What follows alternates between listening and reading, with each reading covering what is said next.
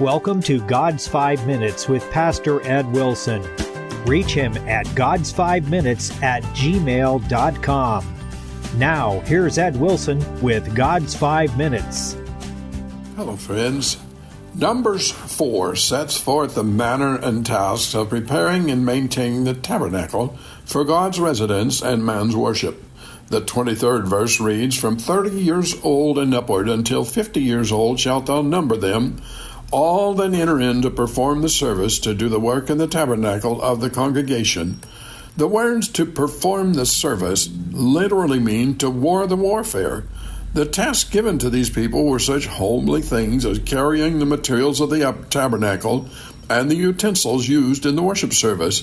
Does it surprise you that such lowly work should be described with language usually reserved for the most desperate of human struggles as well as its highest honors? No doubt God caused the commandments to be given thus to indicate that any kind of work for God, which is part of the Christian duty, and which is mostly service to others for God's sake, is a warfare as well as work. The phrase occurs again and again in the rules of the Levite service and is applied not only to the highest priestly functions, but also to the whole body of Levites, including those who did the inferior services. Just this way, there is no such thing as a group of specially chosen gospel workers preordained to make enormous sacrifices for the Lord while others have no share in them. The distinction of priest and layman existed in the Old Testament.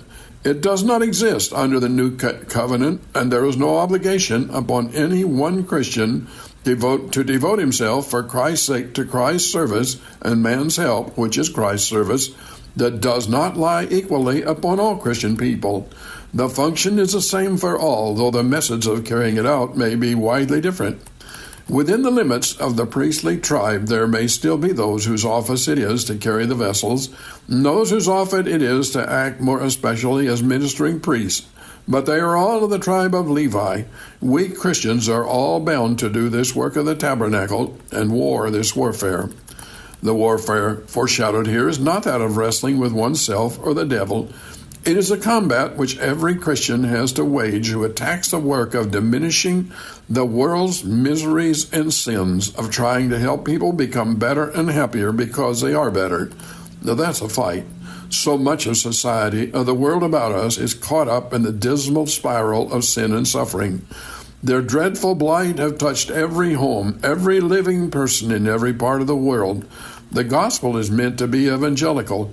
Jesus Christ came to seek and to save that which was lost, and he has called every one of us to assist in an all-encompassing task. So we have to fight. There are two things to do.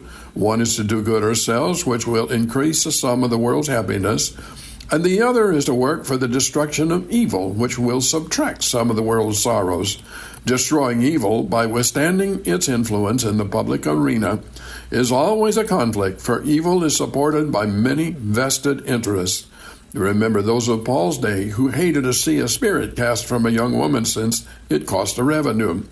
Yet if the Christian church will not reprove and cry out against evil, the result is a lowered social conscience, or rather often one that is wildly misplaced, which creates an atmosphere in which sin rises inevitably to the fore and adorns their ugliness in fine phrases, while our advocates exert the forces of public influence and even law to demand acceptance of her lies and vileness. Even the lowly tasks of regularly attending worship service, giving God his just offerings, maintaining holy standards in one's life are warfare, and they are part of the task of living out the gospel of Jesus Christ in this time world. Do you hear the Lord calling you to do your part? Brother, sister, there are stout hearts waiting for you to take up arms with them and press against the evil that is in the world by bringing as much comfort as possible to as many as possible in the span of time allotted to us. Have you talked to God today? You have been listening to God's 5 Minutes with Pastor Ed Wilson.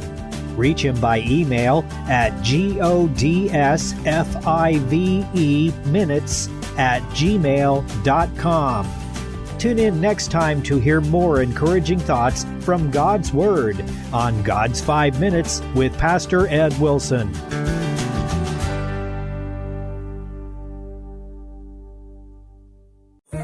Hi, I'm Sue Taylor, and I host the Faith to Live By podcast, available from the Sky High Podcast Network. Are you looking for a little spiritual pick-me-up as you begin your day? Each weekday morning, I have a short devotional thought to get you going and give you something to reflect on as you go about your day. Faith is not just something you need when you get saved. Faith is something you live by. Look up Faith to Live By with Sue Taylor wherever you get your podcasts and subscribe today.